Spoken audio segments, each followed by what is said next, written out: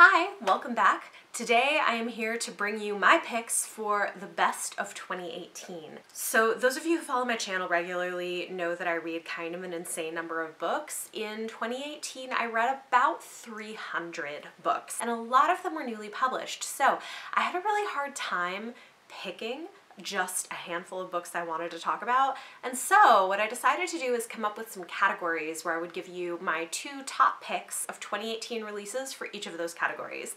Some of them are pretty standard categories, some of them I sort of made up so I can talk about these books. And as a reminder, this is just based on books I've read that were actually published in 2018. I will have another video where I talk about my favorite books that I've read overall this year, regardless of when they were published. So without further ado, let's go ahead and get into this. Fair warning, I do not read widely in this genre, so these were my picks for my favorites of what I read this year that didn't fall into other categories.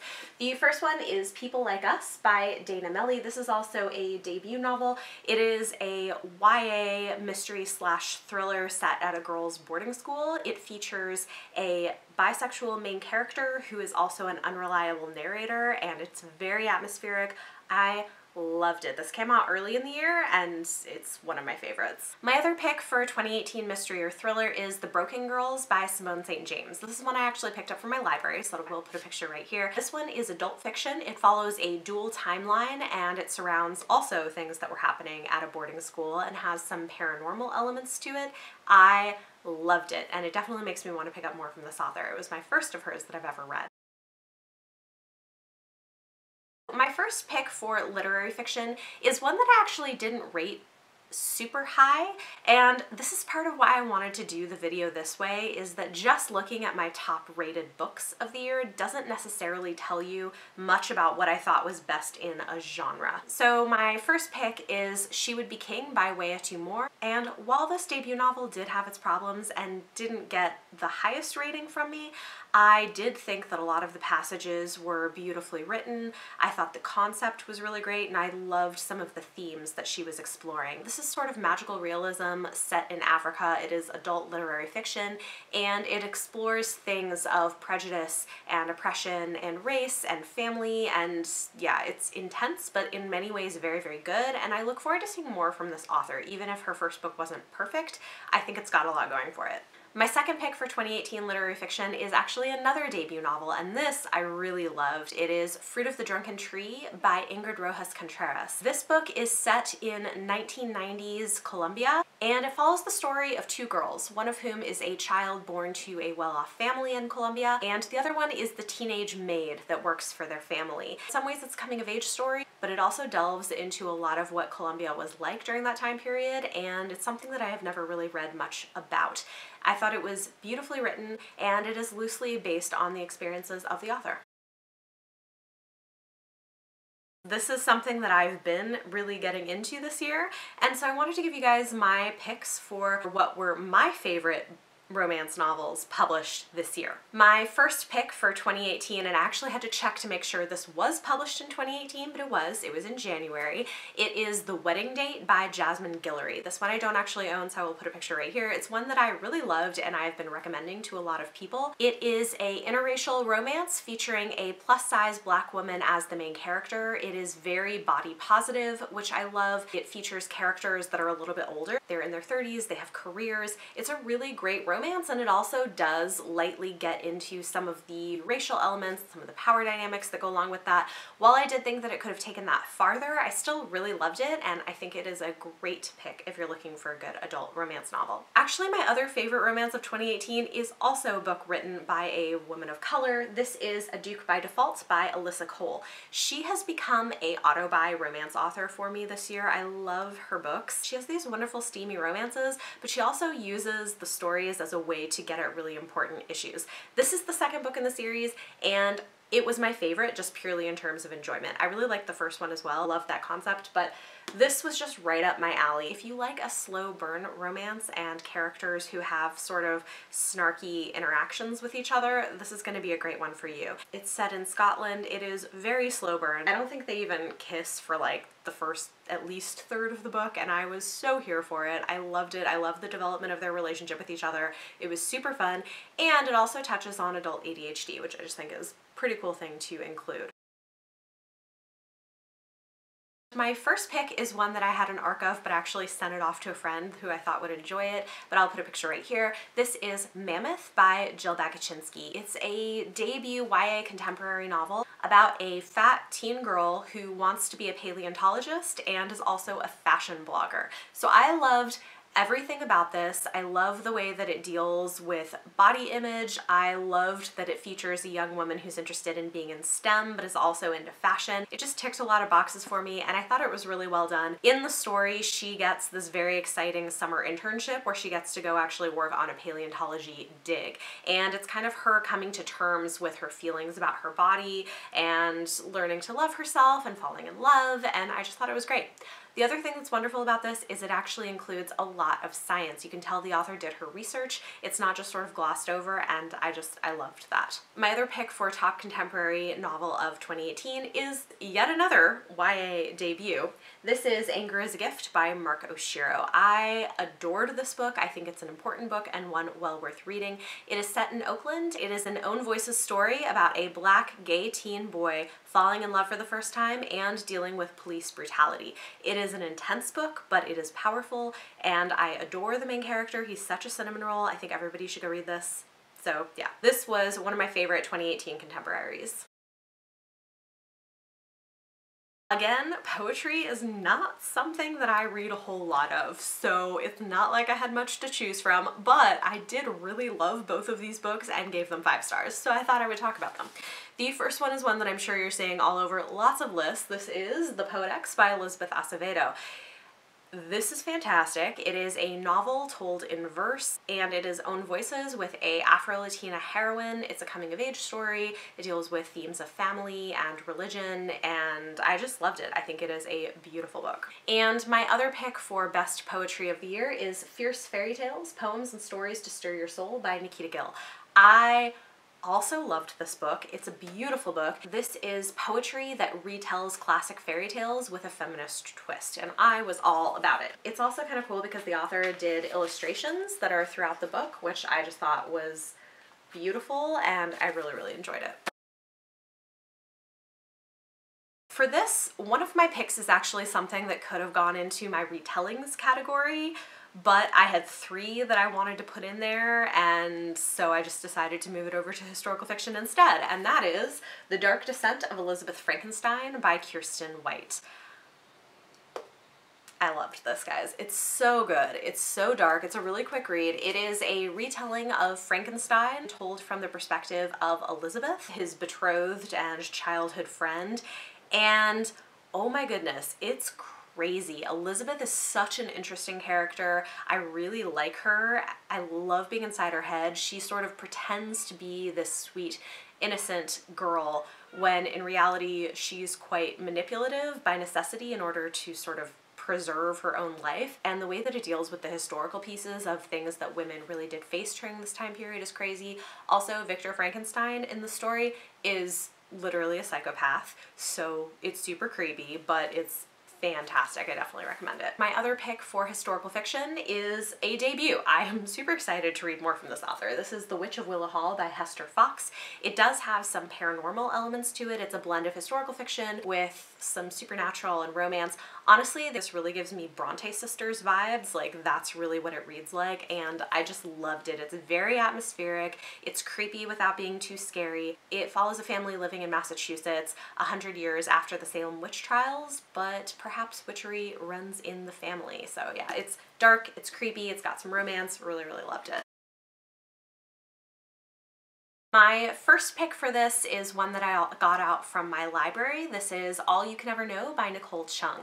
And I've been, again, talking about this a lot lately. It is a memoir about transracial adoption, and I just kind of think everybody should go and read it. I could not put it down. It's a pretty brief book, but it's very powerful, doesn't pull punches, and it deals in a really nuanced way with what it's like to be adopted by or adopt somebody from another race. Nicole is Korean American, but was adopted by a white family who lived in a rural area where she was one of the only children of color, and it deals with the racism that she faced and the complexities of what she found when she sought out her birth family as she herself was becoming a mother. So I loved it. Highly, highly recommend. And my other top pick for nonfiction for 2018 is Rage Becomes Her: The Power of Women's Anger by Soraya Chemaly. Absolutely adored this. I actually have a full review of this book, which I will link up above if you guys want to go and check it out. I even got to go to the launch for this book, which was super exciting. Got to meet Soraya because I adore this. I think this is such a powerful book. It's a very timely book, and I think it just gives voice to a lot of what needs to be happening today. So yeah, top pick for nonfiction. The first book is a sequel, which I don't have, so I'm just going to show you the first book in the series.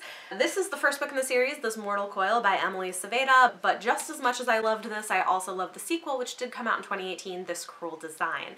It is taking YA sci-fi in a direction that it has needed to go. I absolutely adore it. It's got real science in it. It is a little bit post-apocalyptic, and it features a female main character who is a coder, but she codes genes and hacks genes, and it's really cool. It's action-packed, it's fast-paced. It would make a fantastic movie or TV show, actually. And the other thing that I love about this is while there is some romance in it, it really takes a back seat to the life or death situations that the characters are in. So I really, really love it. I think it's great. And my truly top pick for sci-fi this year, thank goodness I finally picked this up because this is now one of my new favorite authors. It is Lifelike by Jay Kristoff. Since reading this, I have gone off and also read his adult fantasy series, Nevernight, and oh my gosh, it's so good. Not for everyone. It's very, very bloody and explicit and intense, but I adore it. I think his writing is absolutely brilliant, and I loved Lifelike. It's the kind of thing that I'm really happy I buddy read because you can sort of pick it apart. There's so many layers to how you can read it and so much nuance, and he's so smart in the way that he does it. This is the first book in his new YA sci-fi series, and it involves themes of artificial intelligence and what it means to be human. Guys, it's so good with twists and turns, and there's one scene in here that totally has Mad Max Fury Road vibes. So anyway, yeah, this is definitely my favorite sci-fi book from 2018 that I've read. For my best of the year, one of them is sci-fi and one of them is fantasy. The first one is also a second in the series. This is Disintegration by J.E. Perazzi. I really liked the first book a lot, but the second one just took it to a whole nother level. This is adult dystopian science fiction, and it's so well written. It's a really interesting world. It's got science in it. It's got fully fleshed characters with really interesting arcs to them. And it's also action-packed and keeps you on the edge of your seat and has some unexpected twists. Really, really loved it. My other pick for Best Indie Book of the Year is The Last Dragon Princess by Cynthia C. Payne. I've talked about this other places. This is billed as YA. I would call it more new adult, but I really, really loved it. It's just kind of a hard book to put into a nutshell because it's so much more than what it starts out as being. But essentially, it's about a young woman born to a society with a caste system based on magical ability types, and she is born to the lowest caste, but she's born with these markings on her back that means that she is able to give birth to male dragon shifters. And so that kind of politically and socially puts her in a weird place. And then there's a lot of political intrigue, there's a lot of romance, there are some really cool twists and turns that take place, and I absolutely loved this. So yeah, this is my other pick for Best Indie Book of 2018. It's kind of hard to find a standalone fantasy novel. Most of them are not standalones. They're duologies or trilogies or longer. And don't get me wrong, I like a good series, but sometimes you want something that is a nice standalone and then you're done. So I have two picks for you for my top standalone fantasy novels of the year. The first one is To Kill a Kingdom by Alexandra Christo. This is sort of a dark reimagining of The Little Mermaid, but with sirens. and it is also a debut novel and a pretty impressive one. I liked this. I have a couple friends, like Leanna over at Leanna's Library, who loved and raved about this. In fact, she sent me this copy just so I would read it, and I did really like it. I think I gave it 4 stars. It is stabby and on the darker side, and it's really great because it is a standalone, so you can just read this and be done. My other pick is a more recent release, and I read this as an e-arc, so I don't have a physical copy. I'll put a picture right here. This is Empress of All Seasons by Emiko Jean. I loved this. I think we're sort of establishing that I like stabby violent books, and this is a stabby violent book. It's fantastic. It is a young adult fantasy inspired by Japanese mythology, and the main character is a young woman who's half human, half, I can't recall what it's called, but something else. But she is posing as a human to join this contest where women have to basically battle each other and battle elements to become empress and marry the crown prince, which is pretty cool in and of itself. But her secret goal is to marry him and then steal all his money and leave him. But then a lot of things happen, and it's really good. These are books that you can't quite put in one genre because they span a couple of different genres or subgenres, and they're books that I loved and wanted to talk about. So the first one I do have a copy of, this is The Hazelwood by Melissa Albert.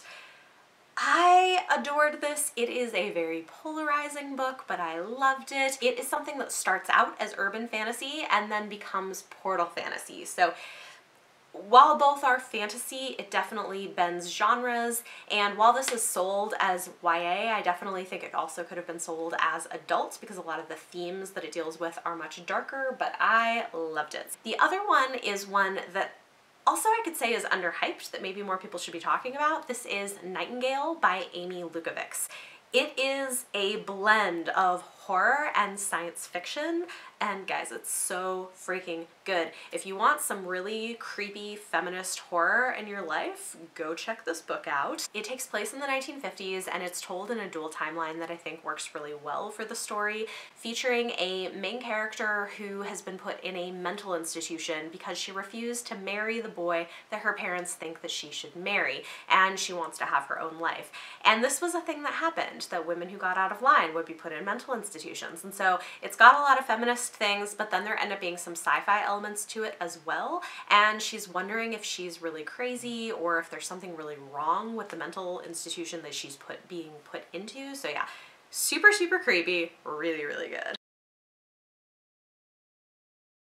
Alright, I told you I had a lot of books to talk about, and for this I have one adult and one YA. My YA pick is Meet Cute, Some People Are Destined to Meet, stories by a bunch of YA authors, including Nicola Yoon, Julie Murphy, Catherine McGee, Cass Morgan, Katie Cotugno, Jennifer Armentrout, Danielle Clayton, etc. I think it's like 12 stories, and they are just super adorable. They're all meet cutes, so it's the stories of people meeting and beginning a relationship, and there's a lot of diversity in this book in terms of race, in terms of gender and sexuality, and they're all just really, really fun, cute stories. I loved this collection. Another pick for best short story collection is Aidi by Roxane Gay.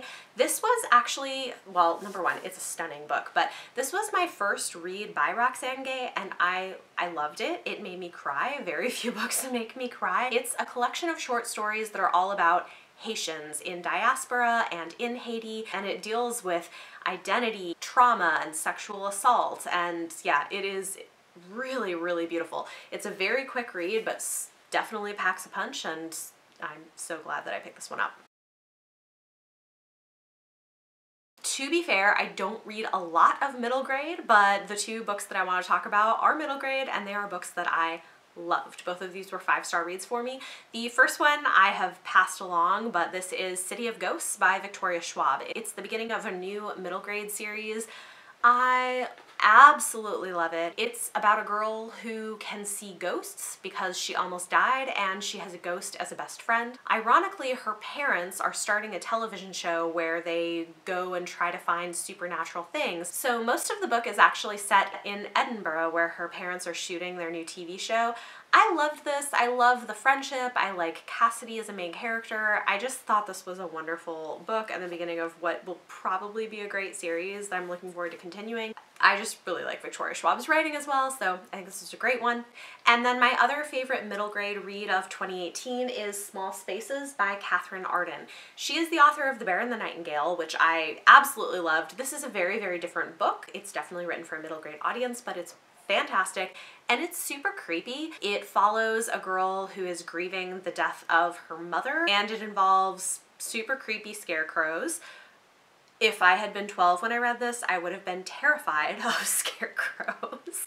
But yeah, I just think it's a really, really great book. It's beautifully written. Again, it's for a younger audience. I think don't go in expecting the same types of prose that she puts in her adult books, but I did really love it.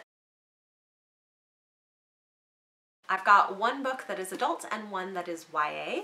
My YA pick for this category is Heretics Anonymous by Katie Henry. This is another one I feel like I'm talking about a lot, and I'm sure other people are too. I think it's a fantastic book. It's set at a Catholic high school, and it follows a group of teenagers who create a support group known as Heretics Anonymous because all of them have belief systems that are non-traditional for the environment that they are in. So our main character is an atheist. There is a boy who is Jewish, there's a girl who's involved in witchcraft, and there's even a girl who is a very devout Catholic, but she is a feminist and she wants to be a priest, which obviously at this point is not a possibility. And so I just think this is a fantastic book that celebrates diversity of beliefs. It recognizes the value of faith and of religion, if that's something important to someone, which I think is fantastic because that's not something that you always get to see, and it's just about friendship and acceptance, and it's a really, really great book. My other pick is one that I had an arc of, but I no longer have it, so I'll put a picture here. It is Spinning Silver by Naomi Novik. This is adult fantasy set in sort of an alternate Eastern Europe, and one of our main characters is a Jewish young woman. Themes involving the Jewish faith actually have a pretty strong plot thread through the story. It's not the only thing happening, but I like the way that she explores faith and elements of that religion. It's not one that I feel like we see that often in literature, and I just thought it was explored in a really beautiful way and within a book that I generally loved altogether. I really like retellings, and like I said, The Dark Descent of Elizabeth Frankenstein could easily have been in this category, but I moved it elsewhere so I can talk about the other two books that I really, really loved this year that were retellings. First, we have Sweet Black Waves by Christina Perez. This is also, I think, a really underhyped book. I wish more people would read this and talk about it because I loved it. This is a feminist retelling of Tristan and Isolde, told through the perspective of Branwen, the lady's maid of Isolde. It is atmospheric and dark and witchy, and I absolutely loved it. It deals a lot with themes of friendship and sisterhood, and yeah, it's just so good, guys. I kind of want to reread it before the sequel comes out next year, but yeah, go read this one. I loved it. Great retelling. And the other one that I really loved was Pride by Evie Zaboy. This is a remix of Pride and Prejudice set in modern day Brooklyn. It deals with gentrification and race relations, and guys, I loved it. It's so good. I actually really like this as a retelling specifically because while I think a lot of retellings of Pride and Prejudice just kind of focus on the romance aspect of it and the sort of hate to love trope, which you do find in here, what I love about this retelling is that it does the things that Pride and Prejudice did for Jane Austen's era, which was a commentary on class prejudice and the way that interacts with marriage and relationships. And that Evie Zaboy does fantastically in this book. So in that sense, I think it is really a retelling of the spirit of what Jane Austen was doing with Pride and Prejudice, even if the romance doesn't feel as much at the front as some of the other retellings you might have seen. But that's part of what I loved about it. I mean, there is of course romance and cute moments and stuff, but what I think it does really well is social commentary.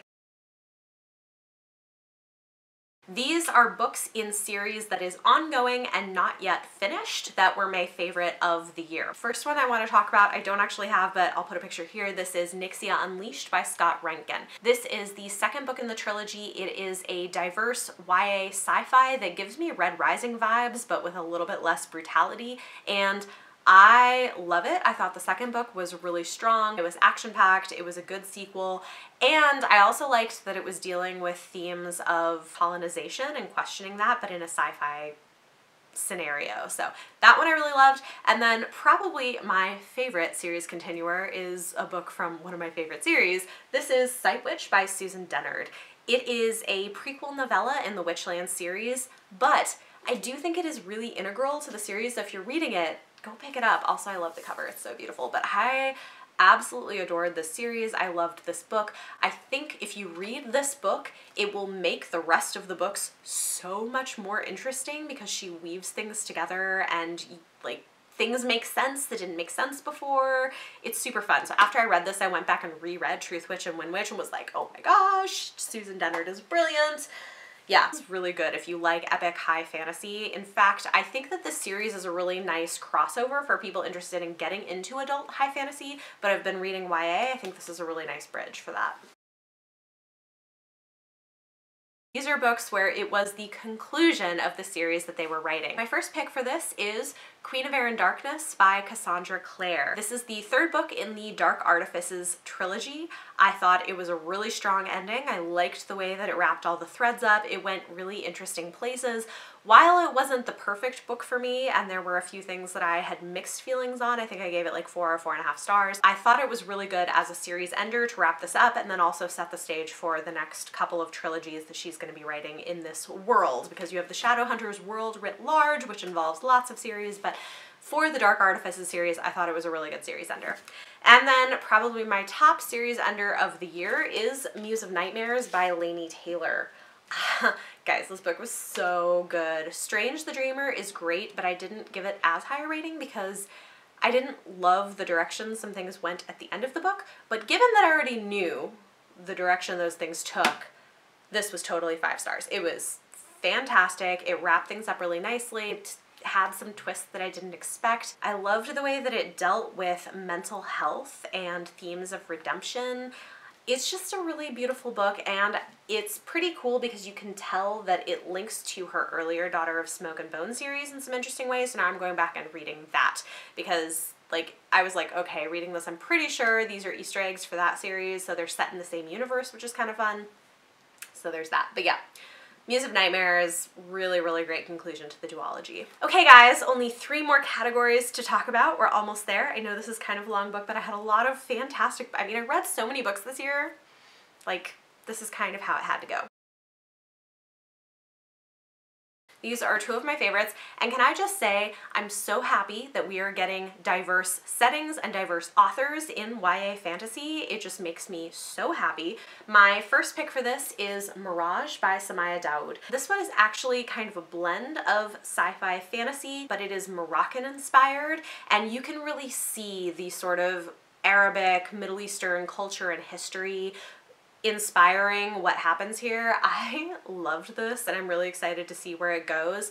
It follows a young woman who is suddenly plucked from her small village on a small planet and brought to another planet where she is forced to serve as the body double of the princess, who she for some reason looks exactly like, so that she can put her life at risk instead of the princess's. So it's got political intrigue, it's got romance. I just really liked it, and I loved the way that the culture and the history was kind of woven into here. I just think it's a beautiful book. And of course, my top pick for diverse fantasy this year is another one that's been winning all sorts of awards. I read it actually last year. I had an arc of it and read it early, but I kind of want to reread it because I adored it. This is Children of Blood and Bone by Tomi Adeyemi.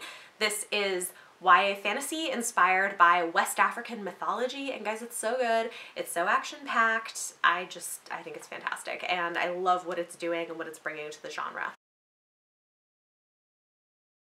These are 2 of my favorites by authors that I love, and actually I went to an event with both of these authors together, which was just perfect. So let's just talk about them. First up is Damsel by Alana K. Arnold, and I have a complete review for this, which I will link up above. I actually have a full review for the other one as well, so I will also link that.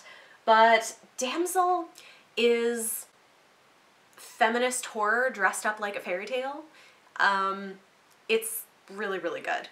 I loved it. I think it's doing really important work. I think it is well worth picking up if you can deal with the content that's in it. So if you're interested in hearing a little bit more about it, go check out my full review of it. But yeah, this is one of my picks for best feminist fiction of the year. And my favorite Feminist Fiction is by a new favorite author of the year. This is Sawkill Girls by Claire Legrand. Guys, I love this. This is another one I reviewed individually because I was just like obsessed and needed everyone to read it. I would say that this is like Buffy the Vampire Slayer meets Stranger Things, except way scarier, hella feminist, and really queer. It's so good. It's super creepy. It's really like fight the patriarchy, sisterhood sort of themes, and it is own voices for queer representation. So it's got 3 female main characters that we get their perspectives of. One of them is lesbian, one of them is bisexual, and the other one is asexual, and there is actually an on-page female-female sex scene in here, so yeah. But yeah, I loved this book, guys. It's so good. All right, and the final category of best of 2018 books that I want to talk about. So these are my picks for 2 books that I thought were amazing, that are not getting enough love and deserve it. The first one is Reign the Earth by A.C. Goggin. Guys, this book is so good. It came out in January and people just kind of haven't talked about it. Maybe the cover, from what I've heard, doesn't do justice to it, but it is a really intense, I would say, new adult fantasy that deals with domestic violence. It's really, really good. It's intense, but I thought it was just so well done. Our main character is a young woman who has an arranged marriage for political reasons, and her husband is abusive. And there's magic in the world, and there's political intrigue and other things he's dealing with as well, but this one pretty intensely deals with abusive relationships, and I think does a very, very good job of it. I think this one deserves more love and attention because I think it's really, really good. The sequel to this, which is not a direct sequel, but it's a sort of companion novel in the series, is coming out, I think, in January. I have an arc of it and I need to read it, but yeah, I really love this. I think this is one of the best underhyped books this year. My other pick for an underhyped book is Black Wings Beating by Alex London. This is the beginning of a YA fantasy series, and it is own voices for gay representation, and it's like the world building is so good, it's so unique, the writing is beautiful, and the themes are really powerful. It's a story about a brother and sister who are raised in a abusive household, and you get it told from each of their perspectives. The brother is gay, so like I said, it's own voices for that, but the world is just so unique. It's such a good book. I wish more people would read it. It's one that I think I want to reread in the future and will definitely continue on with. So there you go. Sorry, I know this was a really long video, but I had a lot of amazing books that I read this year that came out that I wanted to talk to you guys about.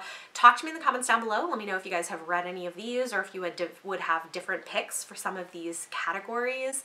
I think there were a lot of great releases and there's some really exciting stuff happening in the literary world in 2018. So give me all your thoughts in the comments down below. Question of the day, tell me one of your favorite books for one of these categories. I'd be really interested to hear what your picks for this are. If you guys like this video, give it a thumbs up, subscribe if you want to see more. Thank you so much for watching, and I will see you next time.